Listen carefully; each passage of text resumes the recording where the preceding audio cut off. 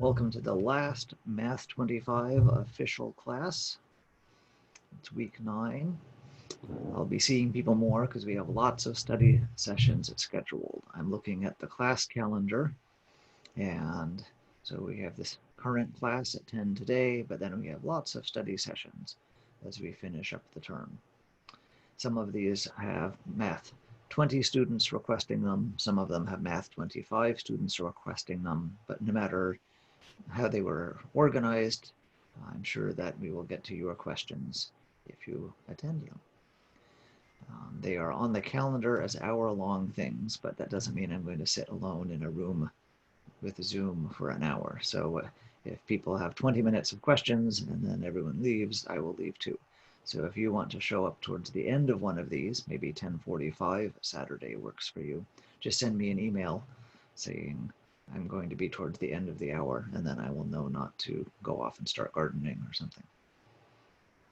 Everything is due on the 12th, including whatever finals you take. So that's our deadline so I can get grades in. If you need other study sessions scheduled, let me know. The Math 25 class hasn't asked for anything on the Tuesday or Thursday we normally meet, which could be fine. But if you want something, then let me know. Other announcements. There is an achievement for taking a midterm. So I've gone ahead and created a business decision midterm. Remember, all the midterms are just smaller portions of the final. So doing one of these would help you as a practice final portion. So there's one for health in our lecture notes, for personal finance decisions, and for business decisions. And all these are a random test for which I have an answer key on my computer and you don't have the answers. And if you get 70% on any one of these, then you get a star.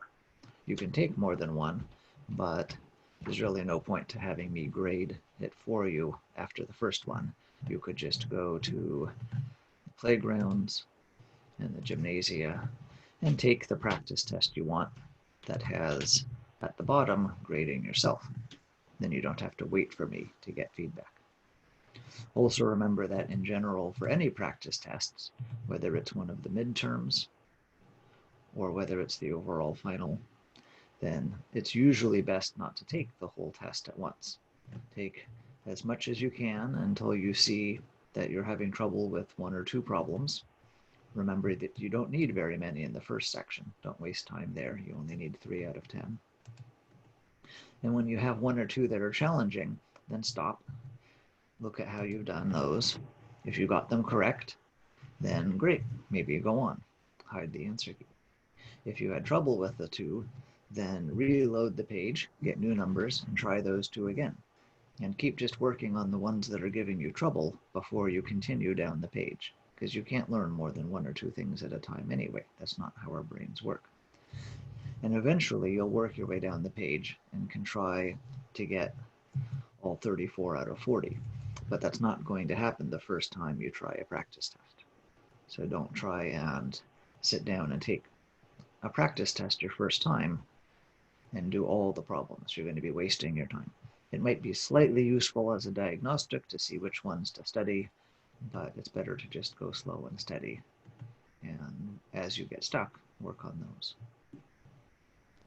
So when you are ready for your final, let me know, send me an email, send me a text, and then I will take the same final page, nothing surprising, and I will open the answers and save a copy on my computer with the answers, and then I will close the answers and send a copy to you without the answers. And then you do that and send me a photograph of all of your step-by-step work. Looks something like this, right? And then I can grade it and get back to you. And then there will be a oral exam portion where for 5 or 10 minutes we talk on Zoom or on the phone, and I will say things like, you got number 4 correct, but you didn't show any steps because that was an easy problem. Can you explain what you were doing? Or on this problem, you made a silly mistake. Can you catch your careless mistake and fix it? Or maybe I will show you on the screen something that's written out that's a different pretend student did this problem and made a mistake, and you have to find their mistake. Something like that. So it lets me look in your brain a little better than just a written test. In general, the more you write out step-by-step answers on paper, then the less I ask you on the phone or Zoom, because I've already seen how you're thinking on paper. If you skip lots of steps when you write, then I should ask you more when we're talking. And you can do that at any time. If you are ready tonight, then send me an email saying, I'm ready already, but I doubt that will happen. If you don't get the score you want the first time, then we'll try it again. So as soon as you've done enough practice tests to think you have a good chance of getting the score you want, then let's try this officially. Most students will more or less follow the final exam schedule. This weekend you will cram a bunch, and then Sunday or Monday or Tuesday you will say, I'm ready, let's try this. But if it takes you a little longer, that's okay. Just don't wait until Friday, because then that would be your only chance. Another announcement is the achievements. Some students in this class have very few achievements.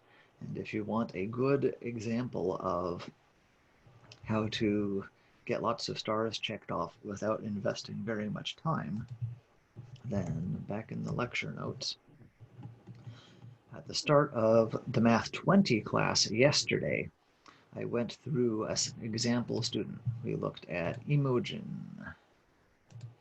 whose name was taken from Alice in Wonderland. And if I pick her and go and look at which stars she is a great example of someone that has chosen ways to get lots of stars in ways that don't require a whole lot of real life time. And not all of them apply. For example, she uses trio, and if you don't, then that star might not work for you. But in general, that was a good example case. So if you are feeling behind... Sorry. We had to fill up that whole page with stars? You need to get bunches of stars, depending on if you want an A or a B or a C. It will tell you how many stars you want in different categories. Oh, I didn't know we had to do all that. I thought we just had to do the homework thing. Yeah, well, the homework is the biggest part of it. The rest is really quick compared to the homework. So okay.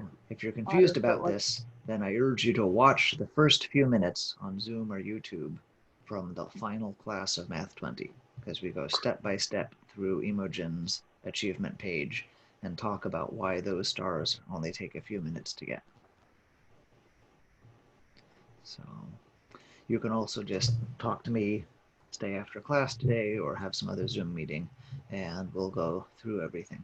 Most students have lots of stars checked off, except they're not checked off. You've already done these things. There's things for asking questions during class. There's things for working with a classmate. There's things for teaching someone else about our math or about non-class math topics, and you've probably talked about math with someone that is in your household. There's things for being at a study session. So almost everyone has a bunch of these that they've done. They just haven't told me, so I haven't checked them off. So anyway, so these links, the videos for Wednesday for Math 20's last class, includes the announcements at the beginning going through why this was one example of a plan to get all the stars you need for an A without sucking up lots of real life time. And we do have almost a week and a half, so it is quite feasible to, even if you have been ignoring the stars, still get an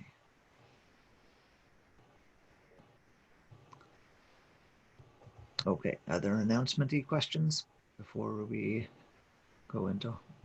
When is our last day? When is our last day? There are 2 last days. The last day that's officially a class is today. Okay. And then everything is due on Friday of finals week. Okay. But in between, we have whatever you want to get together and do work. Okay. So David, on the 9th and on the 11th, will our time slot in? If you want me to put something here, I can. No one has asked me to put anything here. Can we just in case? Can we just in case? On Tuesday, could we schedule a check-in? Sure. Let me stop sharing the screen and open up the calendar where I do that.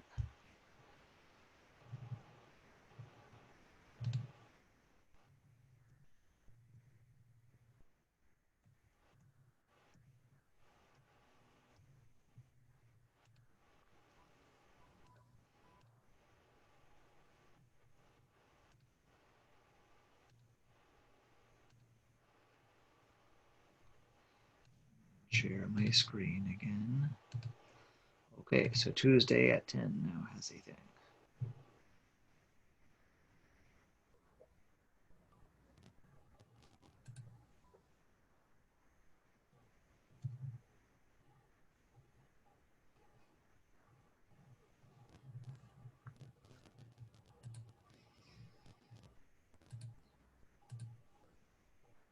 Okay, I'm going to close that, and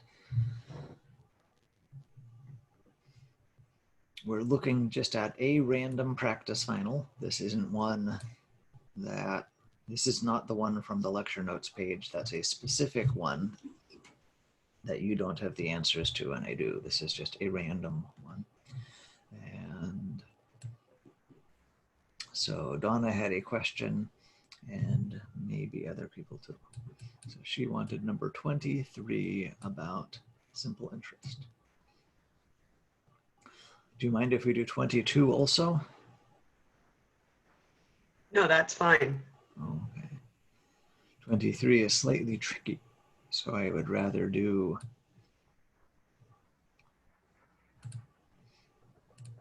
You want me to walk you through? if you want. Okay, so I think that we do principal times annual interest rate times years, Okay, which was that is 3,000. true. Let me get that formula. Just so that people looking at the notes later can have it written out.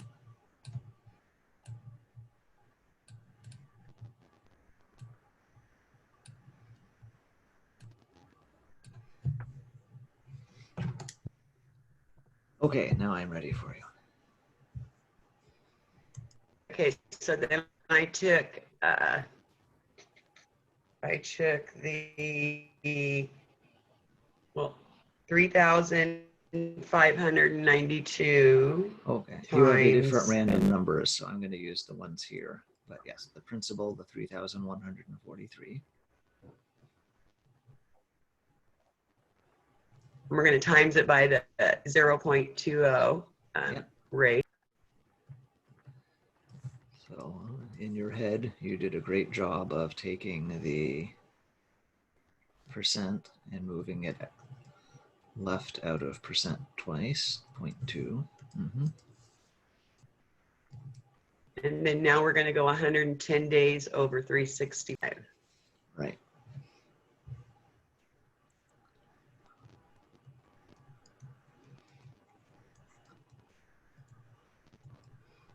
So the formula needs years. So this number here is a fraction of a year, part over whole.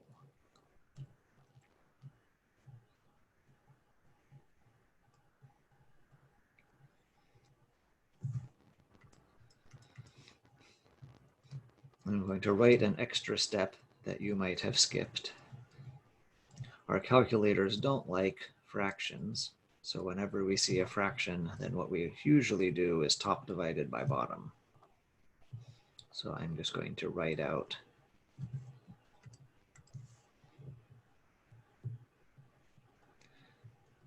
that if you don't like the fraction, just do top divided by bottom. Okay, keep going.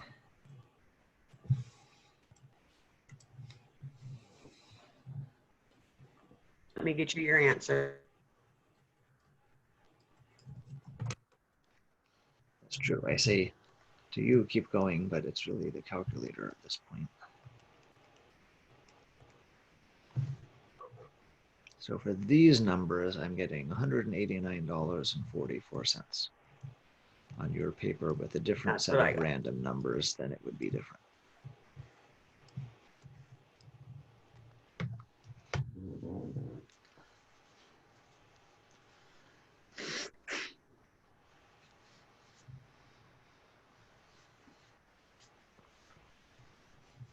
So this is a great example of how doing lots of homework makes things easier. If you've been doing enough homework, then changing the 20% to a 0.2 requires very little thought and effort. That's just sort of natural. I have a percent. I know I'm going to be putting it in a formula. I know formulas will use my calculator. Calculators don't want percents, they want decimals. 20% is 0.2 because of RIPLOP. You don't really have to think about it if you've done enough homework. And similarly, this looks like a fraction of a year. When I write it as division, it doesn't really look like a fraction of a year. But if you've done a lot of homework, moving between the two of these is easy to do. Okay, we're going to do both of these potentially stumbling blocks, but hopefully easy steps in the next one also. There will still be the percent RIPLOP. There will still be the fraction becoming a division, but now things get a little bit trickier.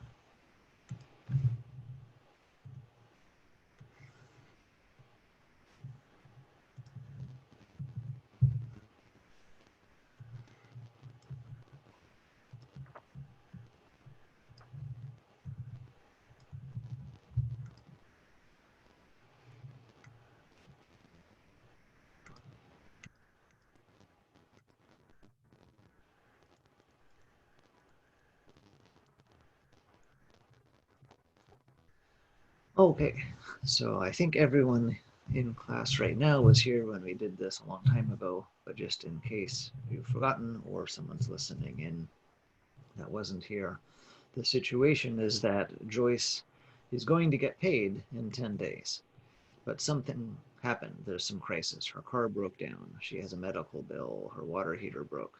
She needs money right now. So she goes to the payday loan store and gets a check from the store. She gets a loan for $1,143. She writes them a check so that she can pay back the loan. And it's a post-dated check, which means that the date on the check is 10 days from now. And she does that so she doesn't have to drive back to the store and hand them a check in 10 days. She can get this done with one errand. It's convenient for everyone. So the amount of interest is how much she writes her future check for beyond the amount of the loan. So the interest is just going to be that subtraction, $1,151.14 minus the $1,143. So $7 more brings us up to $150, so $8.14. A mental math correct?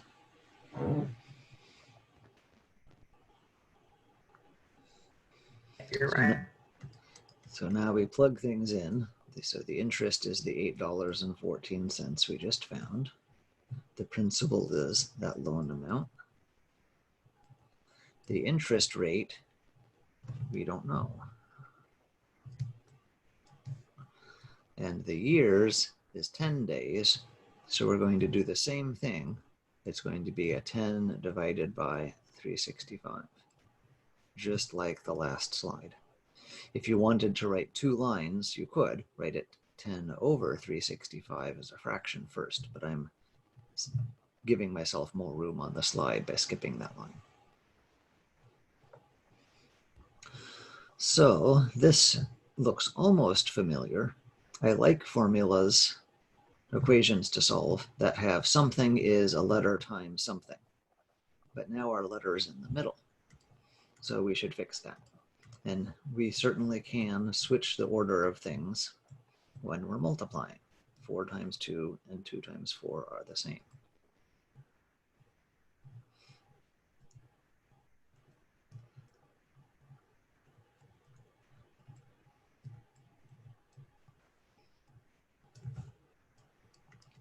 So since we're allowed to swap, and it makes it look like what we understand, then we will do the swap.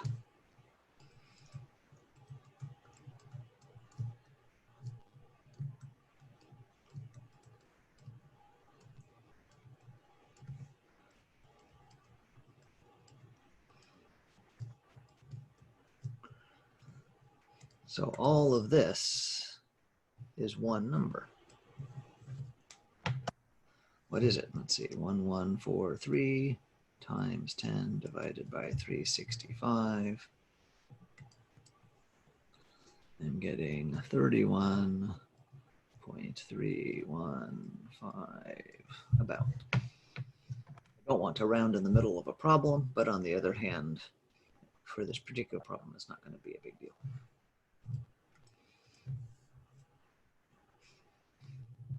Now we have the setup we like. A number is a letter times a number. We're good at these. We're going to divide by this number, because that's the opposite of times by that number. Get our letter by itself.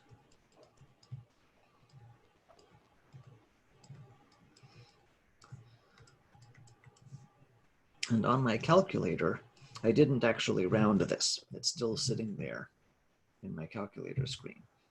And I have a button on my calculator. On mine, I have to hit green and then equals, which is previous answer. So I'm just going to go 8.14 divided by previous answer and not have rounded in the middle of the problem. If you do round in the middle of the problem and just use 31.315, you get a very slightly different thing, but that's okay. It's going to be about 0.26 either way. And we're almost done.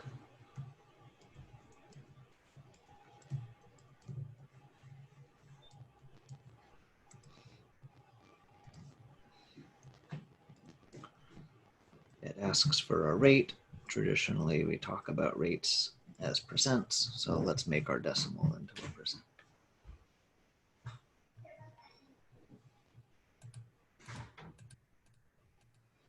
So on the window of the payday loan store, it doesn't say get a loan for $8.14 because the store doesn't know how big a loan the next customer will want.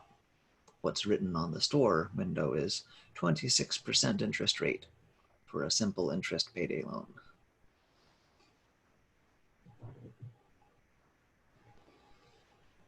And in this case, that was probably great. Joyce probably really is willing to spend $8 and change to get her car fixed or her medical bill paid or whatever before the next paycheck clears.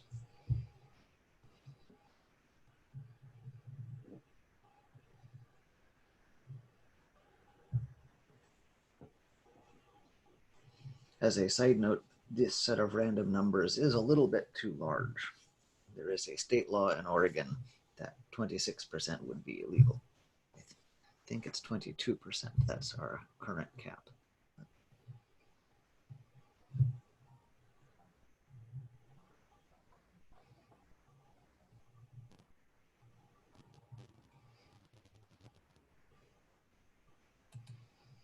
Okay, great question. That's one of the trickier ones. It's tricky not only for these two reasons, that you have a RIPLOP and the fact that fractions are division problems that might not be second nature to people yet, but we also had the letter in the middle of the equation, which isn't what we're used to, but we can just make it be what we like.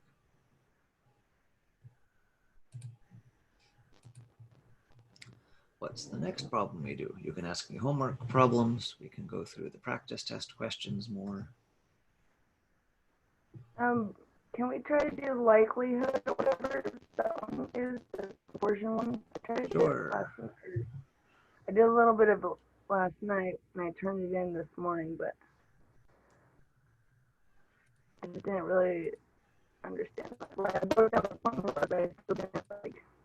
Okay, you're cutting out a lot, but we'll do our best. Sorry.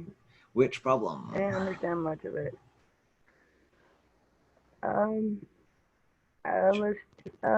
Let's do 8, I guess. Or, I don't know, 6. Okay. Or 5. Let's see.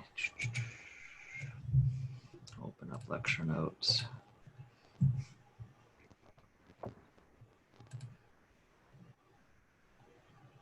I wrote down some of the lecture notes, but I was like, I don't know. I wasn't understanding something. Oh, okay. Well, sometimes hearing it live works. So we did this one before.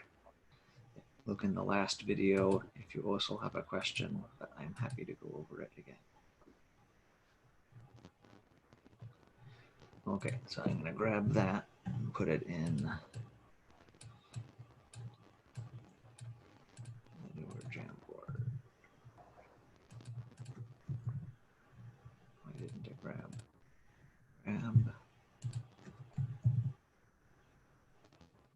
Okay, never mind. It's not letting me grab from there. Then I will.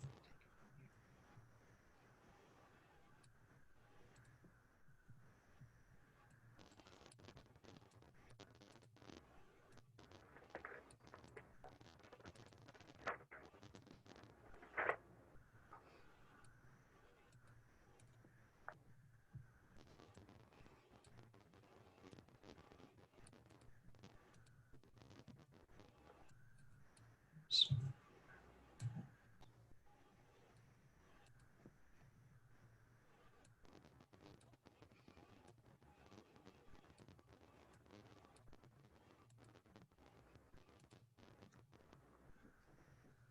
Okay, so we have two groups. We have a control group and we have a treated group.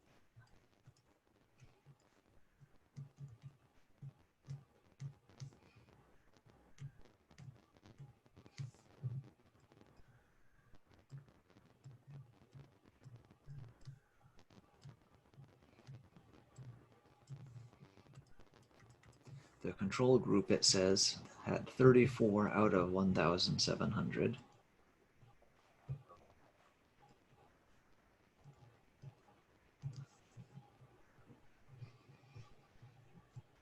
We'll take that fraction of the people who died and just like before, turn it into a division problem.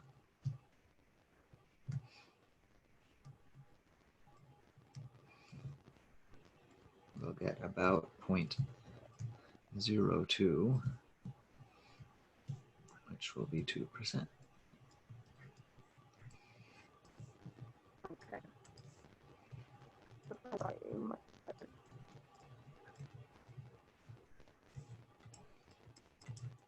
Sure, I'm remembering things right and not having a decimal place off or something like that. Yeah. Oh, and it's actually exactly 0.2, not rounded. In the treated group, it's 23 out of 1,643. Again, we'll take the fraction, rewrite it as a division problem.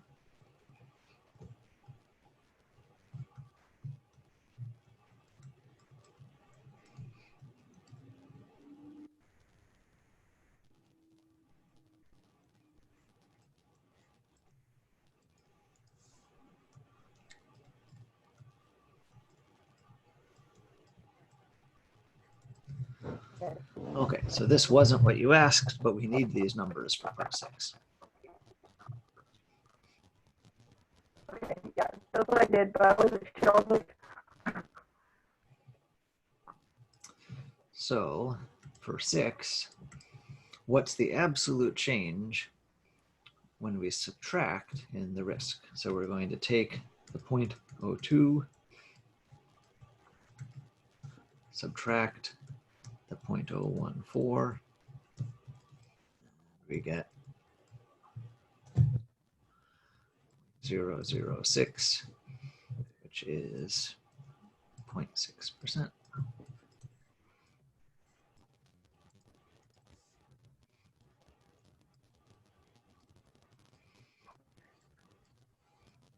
Some people thank you. don't want to go back to the decimals, and that's fine. So we could also say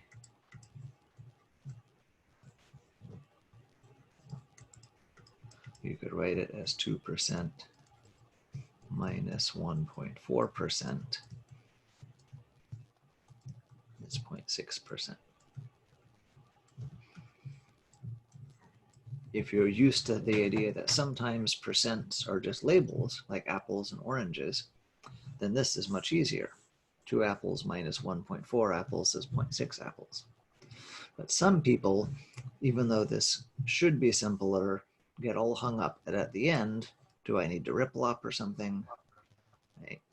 So if you just want to always work with decimals and at the end make your answer a percent, you can do that. If that makes your brain happy, if that works with your habits. If you're, on the other hand, comfortable treating percent sometimes as a label, then you can just subtract. You get the same answer.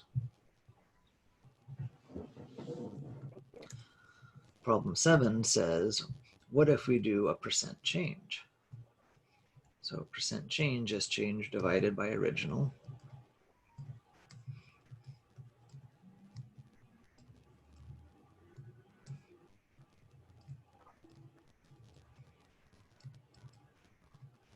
The change we just found, that was the 0.6%. Again, if you want to write it 0.006 because you don't like working with percents in the middle of a problem, you can. Which was the original, the 2% or the 1.4%? I think it was 2%, wasn't it? The 2%, that's before people were given medicine. That's kind of the natural way to do. Right? The control group is the original. The treated group is after something has happened to them.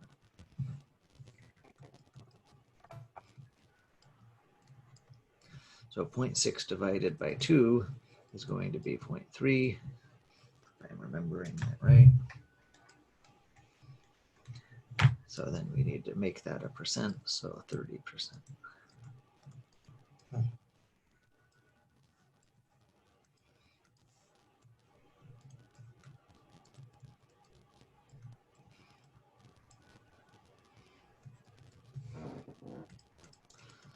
So the moral of the story is when we're talking about changes, there's 2 natural ways to do it.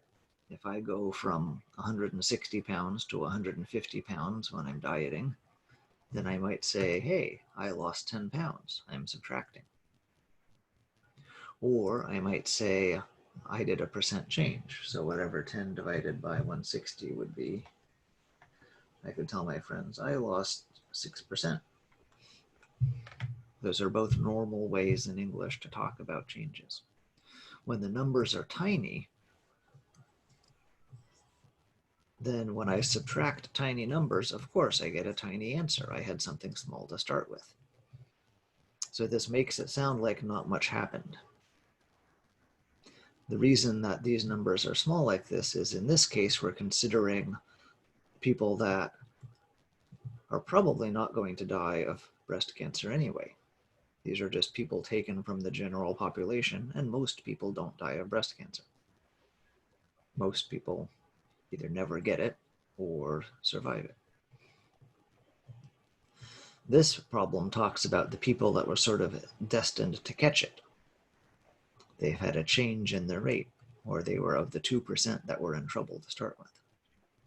So among the people that have a bad case, then the medicine is very helpful. When you divide small numbers, you can get a bigger thing. So be aware of that when people are talking about, do medicines work? How bad is the pandemic at the moment? Is social distancing effective? And so on. When you're dealing with small numbers, if you subtract them, of course, you're going to get something small. That's not surprising. If you divide them, you might get something big. And that doesn't mean that one is more meaningful than the other. So keep your wits about you.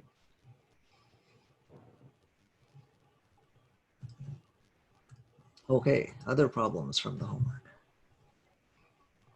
Do we need to do 3 and 4? We've done 1 and 2 before in class, but we haven't done 3 and 4, I don't think. Yeah. We should do those? Yeah. Okay. Yes, please.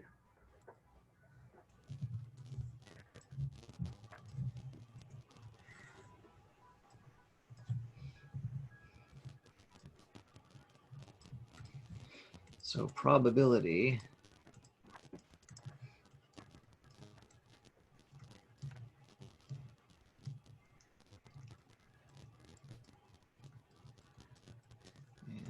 odds. Whoops.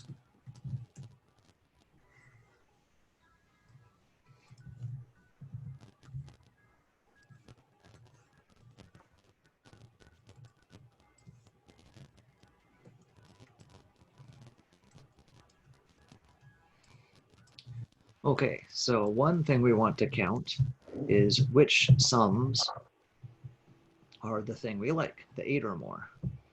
So here, these are 8, and everything is bigger than 8.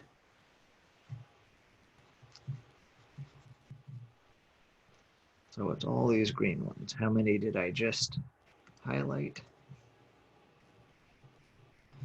1, 2, Okay. 3, 4, 5, 6, 7, 8, 9, 10, 11, 12, 13, 14, 15.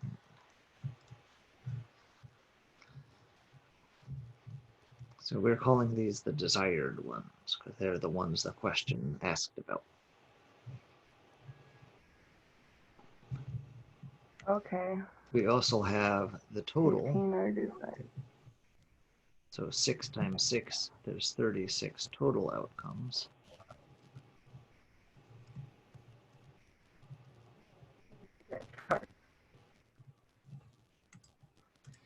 And we have all the ones that could happen, but they aren't the ones that we really care about.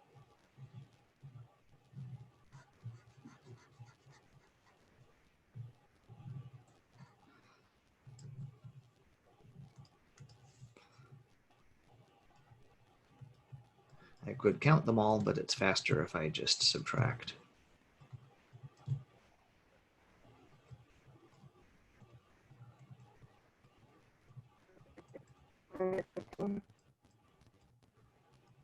Everyone okay with my 3 different things I've just counted? Yeah. Yes. Okay, so probability is, both of these are ratios. Probability is desired over total, and odds is desired over undesired. So they're very similar, you just have to plug in the right counts. The other difference is that probability we normally write as a percentage, and odds we normally write still as a ratio. We don't bother to turn it into a percentage.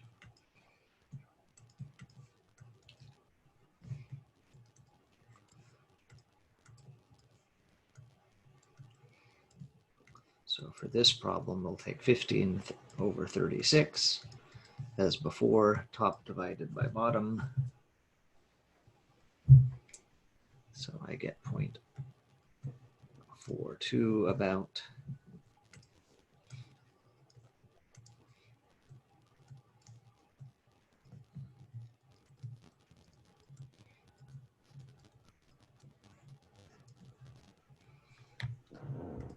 For odds, we have 15 and 21.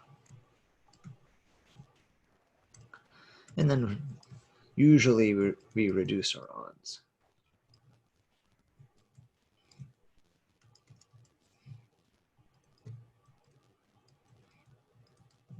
And sometimes we write odds as a fraction. Sometimes we use a colon, especially if you're taking an SAT test or betting on horses. And sometimes we just use the word 2, 5 to 7. You don't have to write all 3.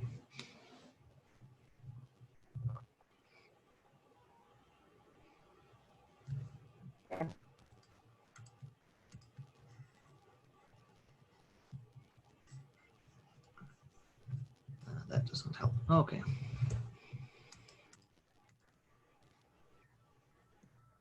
Thank you. Problems 1 and 2 are the same, except you're going to highlight the even numbers for your green instead of just 8 or more.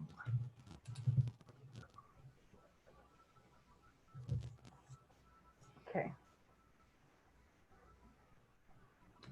I think we started 10 but didn't finish it last class. Is that true? Yes. Should we go ahead and finish it?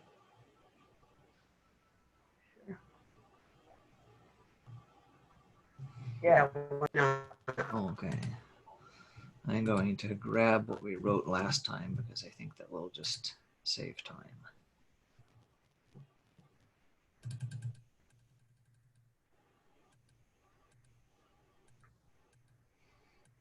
We did that one. Okay.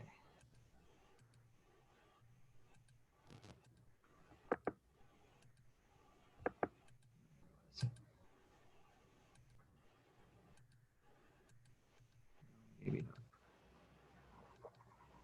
That was 9 or more, not 8 or more. Oh, okay, I am forgetting. So we'll just start from scratch. Maybe it was 2 times ago we started it, but it's not worth hunting for it now.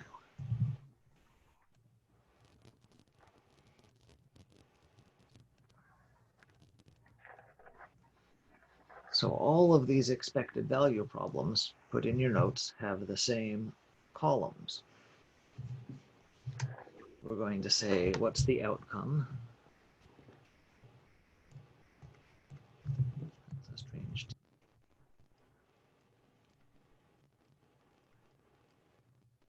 We divide or add all those together and then divide them by all the other numbers. Or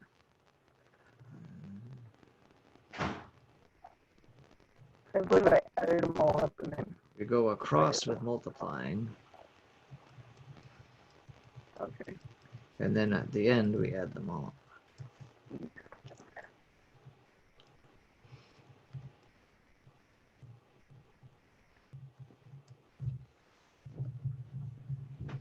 So I don't even have to read the problem. I know its expected value, so I'm going to set up these columns.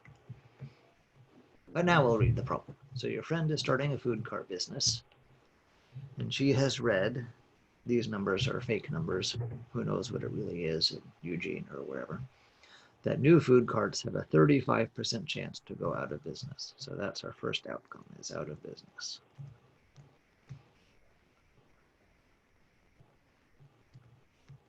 I'm just going to write the riplop. Change the percent to a decimal. If so, that's a negative 10,000.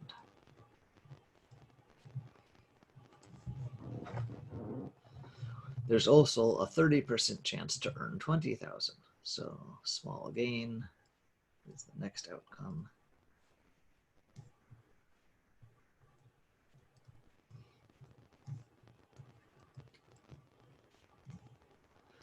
There's a 15% chance to earn 30,000.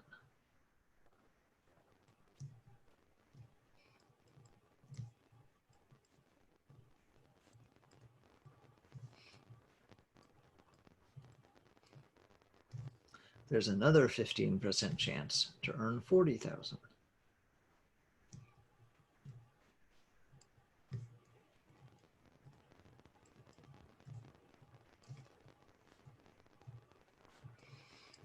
And finally, there's a small chance to earn 50,000.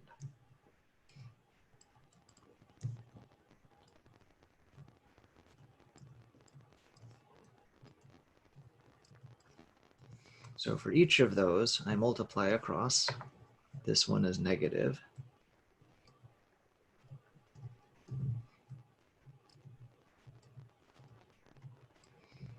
That's going to be 4,500 if my mental math is awake. Yep.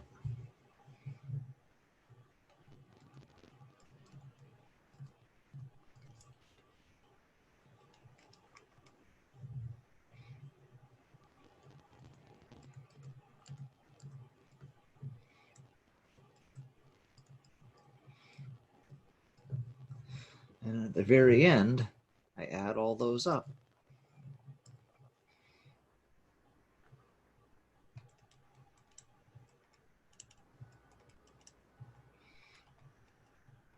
And I get 15,500.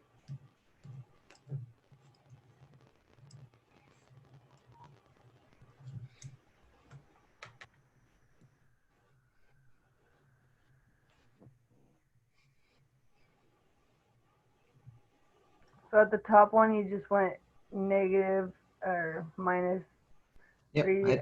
I just Okay. subtracted that at the end. Oh, okay. Thank you. So none of the actual outcomes was 15,500, but overall, that's what you'd expect. If you are a company giving out loans to people who are starting food carts, and these numbers actually were accurate for your community, then you would expect that most food carts would make a small amount of money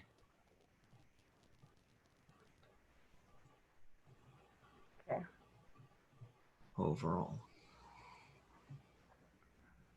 There'd be winners and losers, but that's sort of what you would think.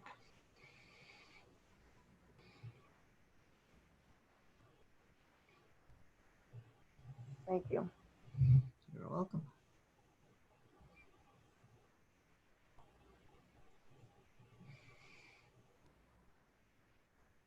Were there questions on other homeworks, the margin markup pricing or the charge options?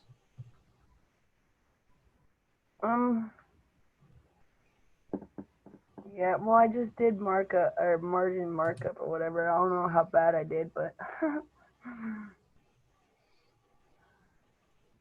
Does someone else have a question that they know they want for one of these?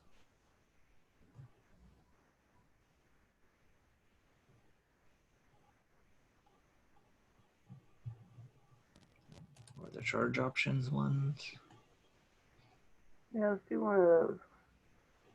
Or if anybody wants to do So one. we've done these 8, 9, and 10 a bunch of times, but I don't know if we've ever done 1 through 7, Billy. So let's do that.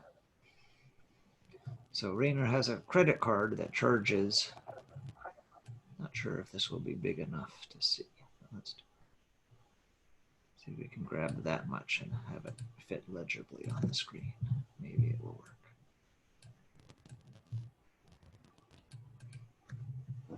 It charges 24% annual interest. So he opens a new credit card. The computer cost $1,499. Every month he pays off $140. We subtract to get how much he actually has to pay the interest on.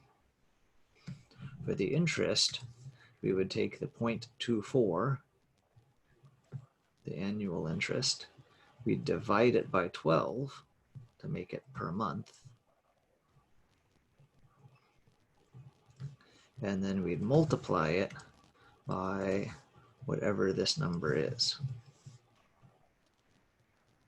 So for the first row, we multiply it by this. For the second row, we multiply it by that, and so on. Then we add that on.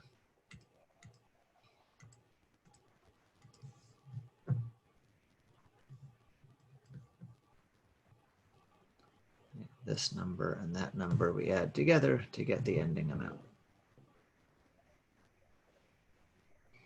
And we just keep doing that. So our job is to fill in these other blanks. So how do we get number 1?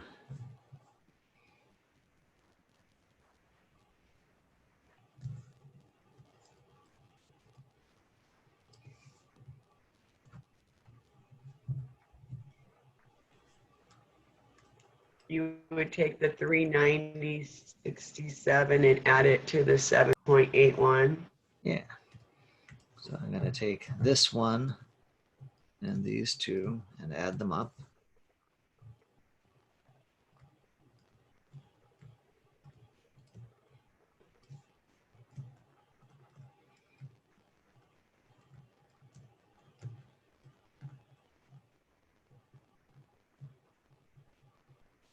And that's also what happens at the start of the next month, because whenever one month ends, we just take that number and that's how we start the next month.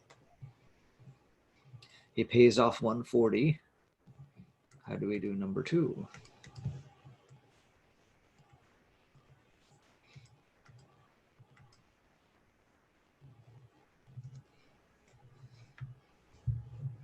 We're going to subtract the 140 from the 390.48. Yeah, so this number one we just found, that's the 398.48. And we'll take away 140. So we'll get $258.48. So that's our number two.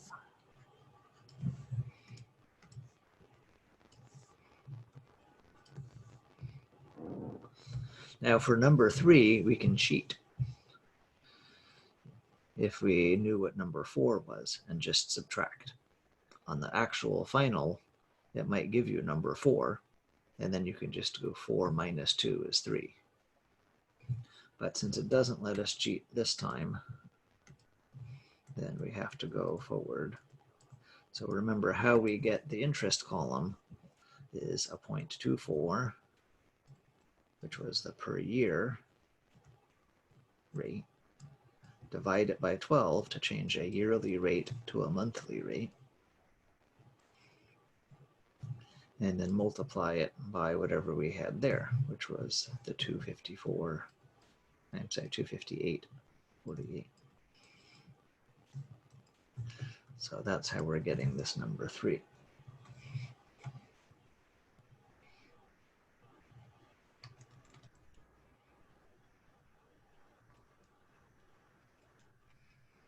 So $5.17.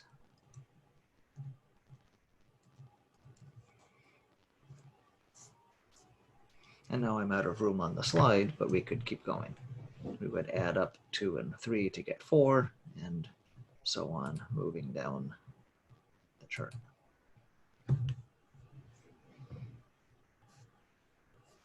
Questions about that one? Not that I can think of.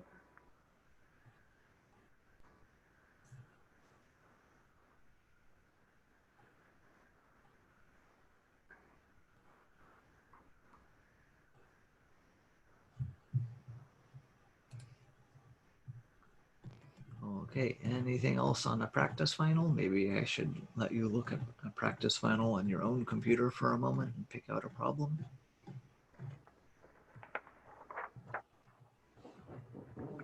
To try number 25, 26. 25 and 26, those are good. Those can be tricky.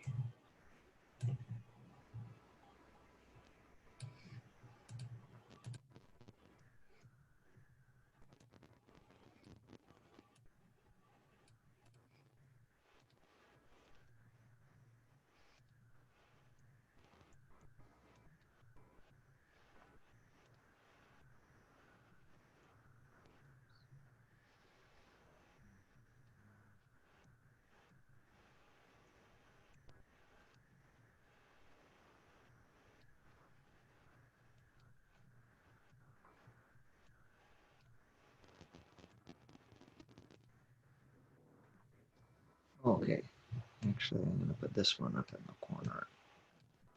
Okay. So we have a part A and a part B for this one.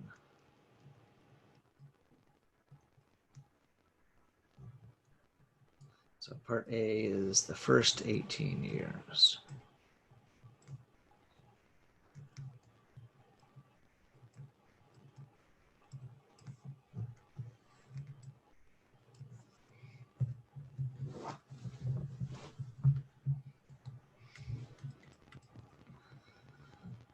So his final amount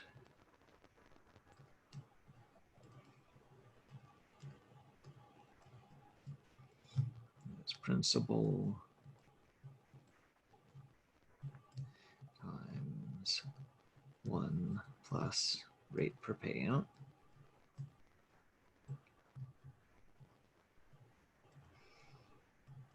And then as an exponent, the number of payouts.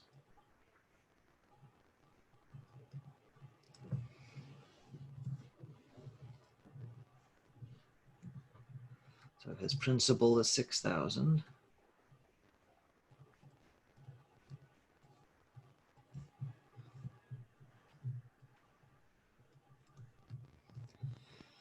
For part A, We have compounded semi-annually. What does that mean?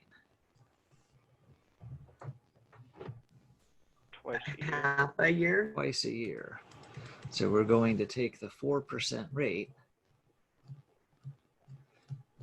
and divide it by 2 because we have to share it among those 2 parts of the year. And for the number of payouts, it's not going to just be 18.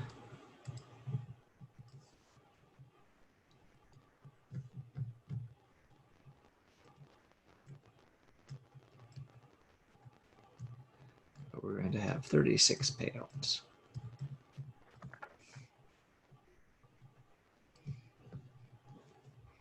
When we did these before, I would write out the formula and then with a different color go through everything. The final amount is what we're solving for. The principal is 6,000. The rate per payout is the 0.04 divided by 2. The number of payouts is 18 times 2 is 36, and then plug things in. If it helps you to keep going so carefully and methodically, then do it that way.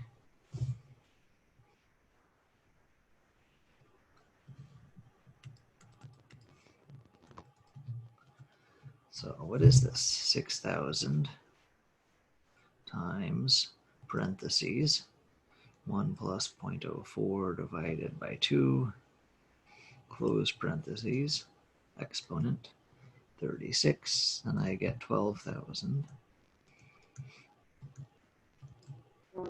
239.32. Remember our rule of 72 that helps us, actually I don't want a box around it yet, that helps us check these. So if something has a 4% annual interest rate, 4 times what is 72?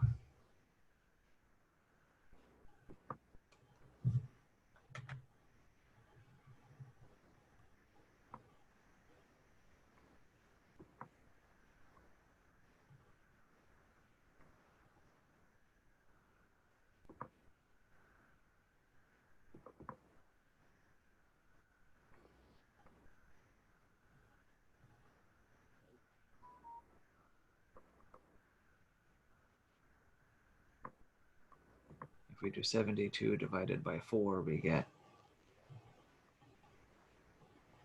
72 divided by 4. 72 divided by 4. 18. 18. So the rule of 72 tells us this, with a 4% annual interest rate, it'll double in 18 years. And that's pretty much true. It went from about 6,000 to about 12,000. So we can trust that we didn't make a silly calculator mistake, because that estimate, the rule of 72, is a pretty good match to what actually happened.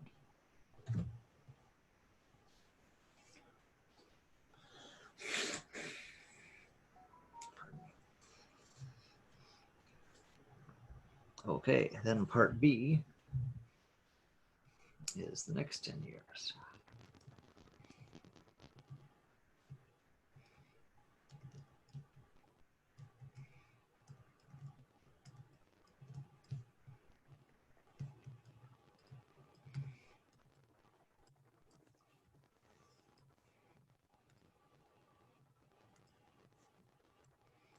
So same formula.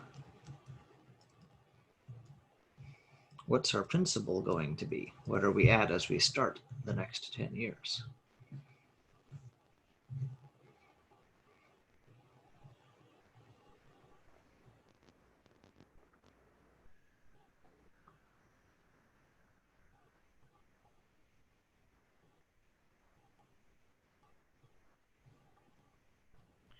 $12,239. Yeah. And 32 cents. What we found at the end of part A. So that's where we're starting the next set. He's just taking that same money and moving.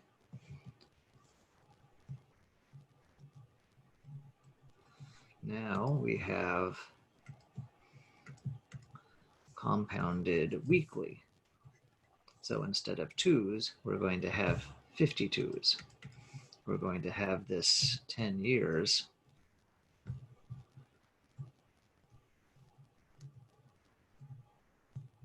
he's going to have 520 payouts because each week he gets a little more interest.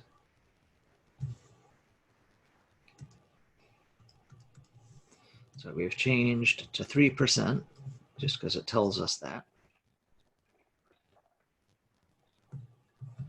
We're going to have it divided by 52.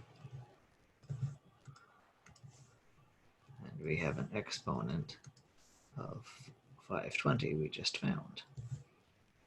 And it's a good thing the calculator does this for us because we're out of room on the board. How do you know when to divide it by 52? Because it says weekly, so weekly has 52 as its Oh. number. So anything that says a weekly divided by 52? Yep, monthly would be 12. We saw that a moment ago with the monthly interest on a credit card. So what if it was 3 years and 3 months? How would you do that? It was 3 years and 3 months. Yes, per se. Then if it was with monthly or weekly, I'm not sure how much you're changing the problem. I was just saying, for example, like, what would you divide it by? If it was 3 years and 3 months, or 4 years and 5 months? It's not the time that determines, it's when it says compounded. Is it compounded semi-annually? Is it compounded weekly? Is it compounded monthly? If they gave us a time that had a mixed amount like that, like 10 years and 4 months, you could always change that to a decimal. 4 months would be 4 divided by 12, and then put that on the 10.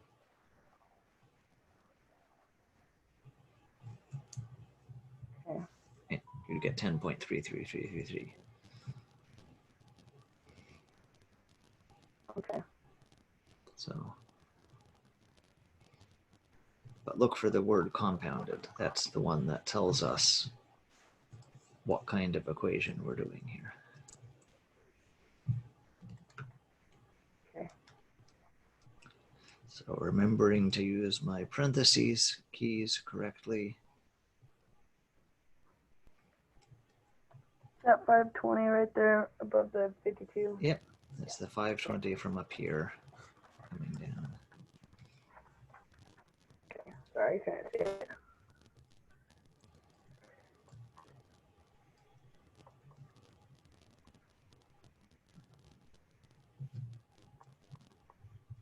I'm not going to try and box it. It's too close to the Zoom controls. Oh, okay, there we go. And that's the end. We don't have to put them together because we've already combined them using the principal being where we ended before.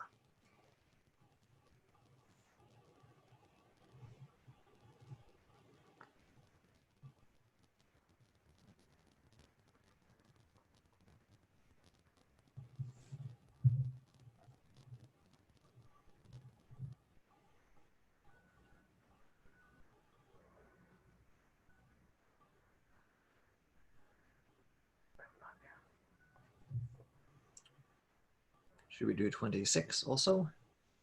Oh, that's what I did wrong. Sure. 26 is kind of similar. We have a switcheroo happening in the middle, but it's slightly more complicated because it's not all compound interest. So in the beginning, we're going to see that she puts the same amount each year. So that was the sum of annuity due formula.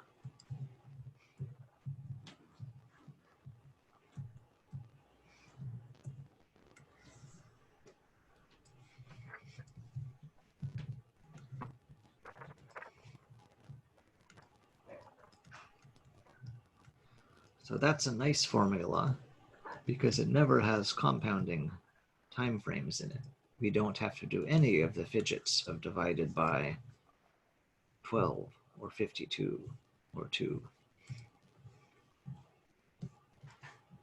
So we like this formula.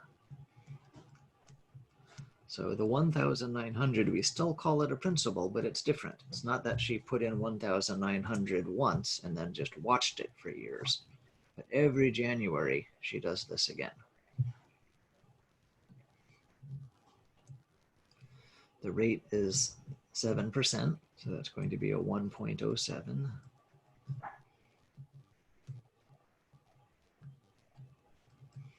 14 years.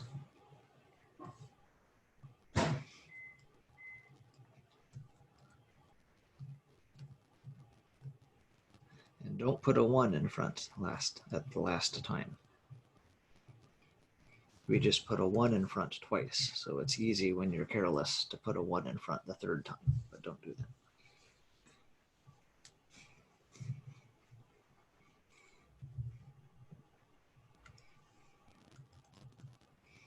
So this is a little longer, but we can still punch it in the calculator just fine. The fact that it's a longer formula doesn't make it any harder.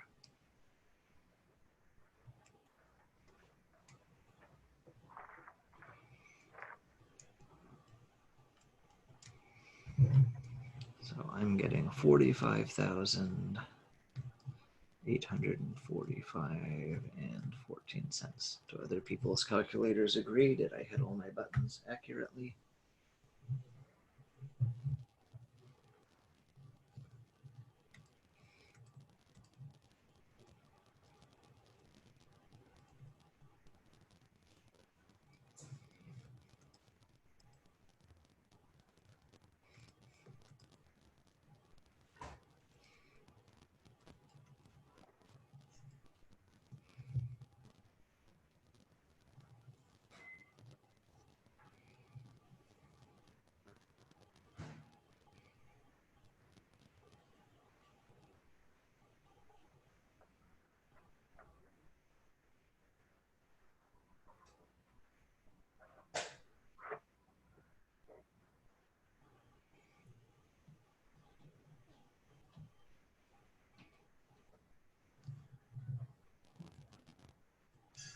Again, what I'm putting in the calculator is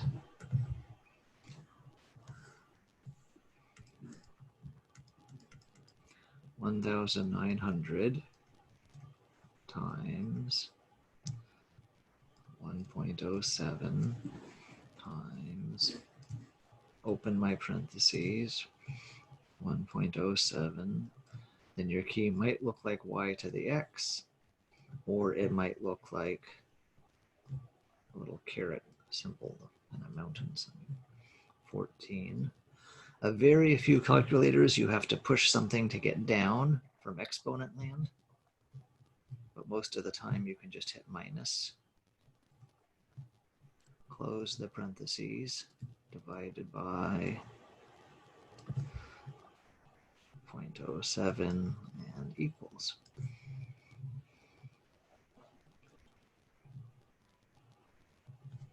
If you have a key that says EXP, don't use it. That's for scientific notation. But now I see a thumbs up. Okay. So if we agree that's what things are, strange form. Now she watches her money grow. She stops making deposits, takes the 45,000, puts it in a different account, and just watches it. So since she has stopped making more deposits, now we're in compound interest.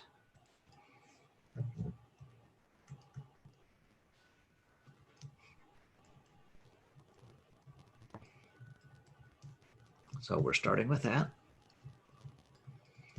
Oops.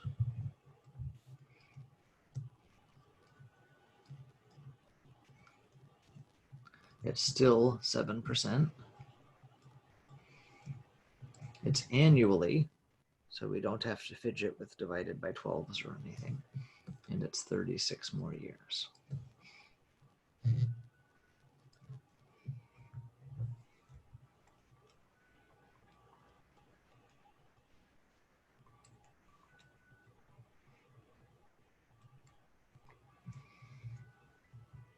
So 5:23,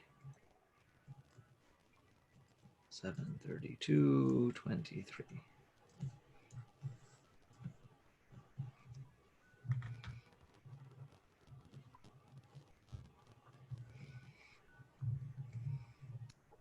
If you've been with us all class, this shouldn't be too surprising. We found that saving about $1,000 a year for a while would get you close to the 400,000 retirement nest egg that is on average in this country recommended. You probably don't need as much in Springfield and Eugene and would need a little more in New York City or Seattle. So she is kind of double-ish that. So it's not surprising that she gets to be well above that $400,000 goal.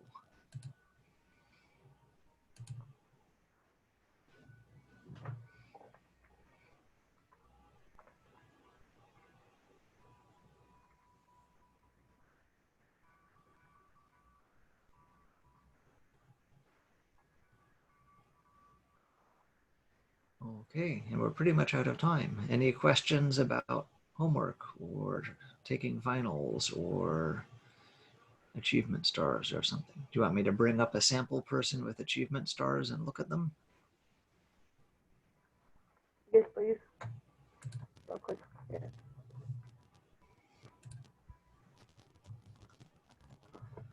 So let's see.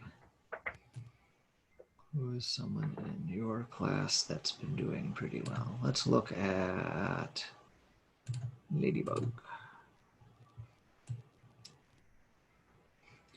So Math 25, we have 12 stars for homework. Whoever Ladybug is has been doing excellent on homework.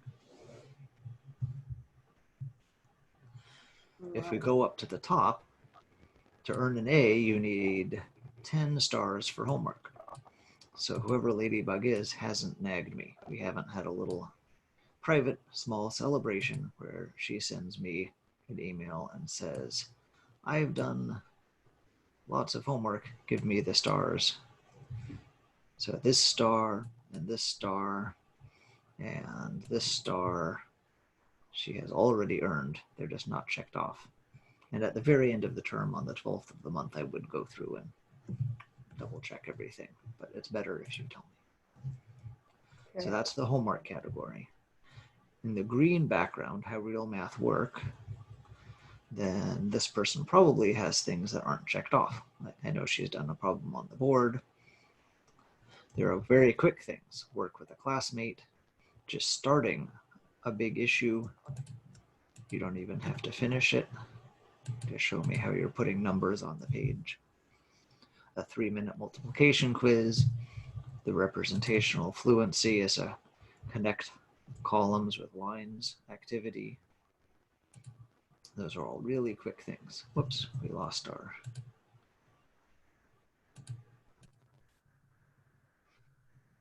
So this person has only one green star checked off, but I'm sure they've actually done more than that. They just haven't told me to get the check marks. Finishing the big issues is sort of a way to get a plus in the class. To get a plus, you need 9 more stars than actually needed for your letter grade. And finishing 6 big issues is a reliable way to get lots of extra stars. If you're not aiming for a plus, then don't worry too much about these ones where you're finishing a big issue. Again, this person has probably taught other people about math, both our topics and other topics, and just doesn't have those stars. In the blue section, I'm pretty sure this person has asked 11 questions during class and has been to a study session. So let's imagine that they have these 3. Could they talk about a video together with someone? Sure. Have they been to 3 study groups? Don't worry this term about the photo. An easy star that takes maybe 20 minutes is to read the first chapter of Factfulness and write me a summary about it. You can do an app or a podcast report really quick. Book reports are slower. It's probably a bit late in the term to go for those. The explorations, some of them are fun and quick. The one with graph theory with pictures is especially fun if you have kids.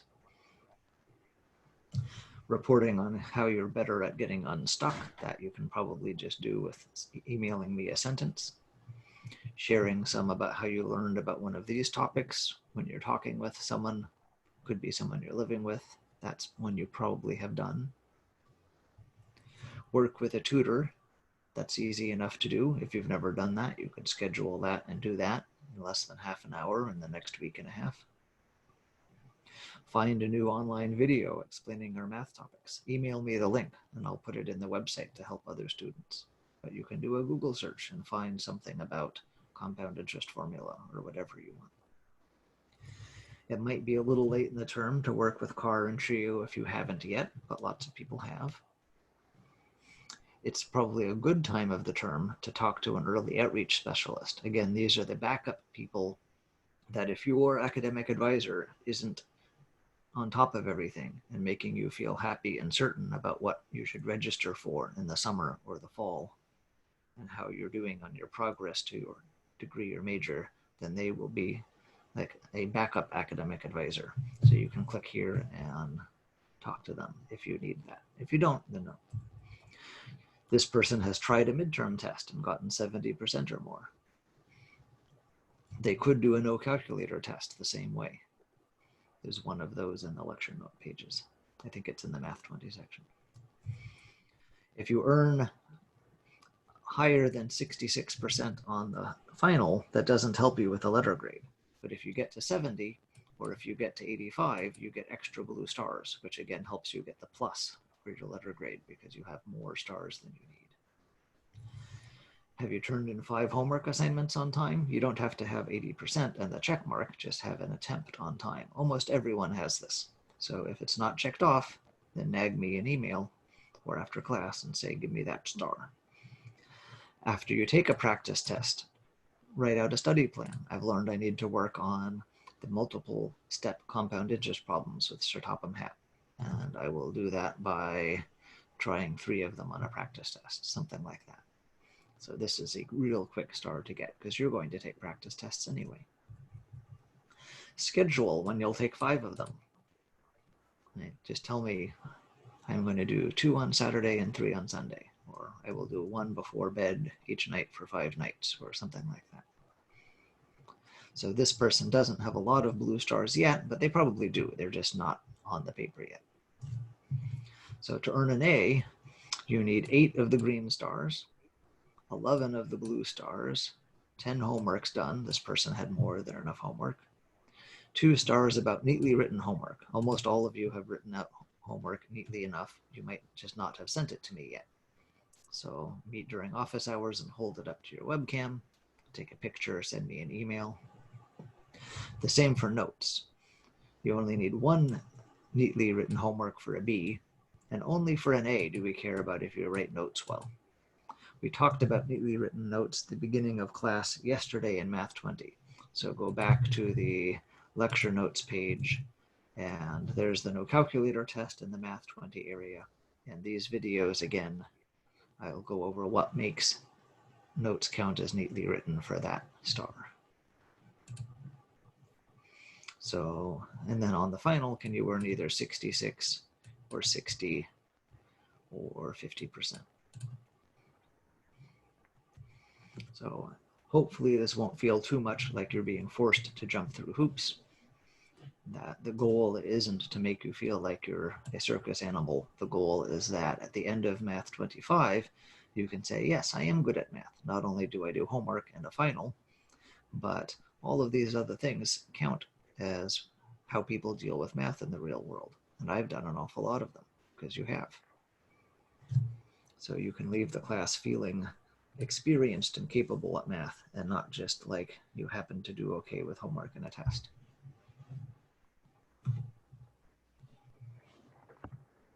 Okay. If you Thank don't know you. your code name, then ask me. And I'm pretty sure everyone listening right now knows their code name, but someone who's watching this after class.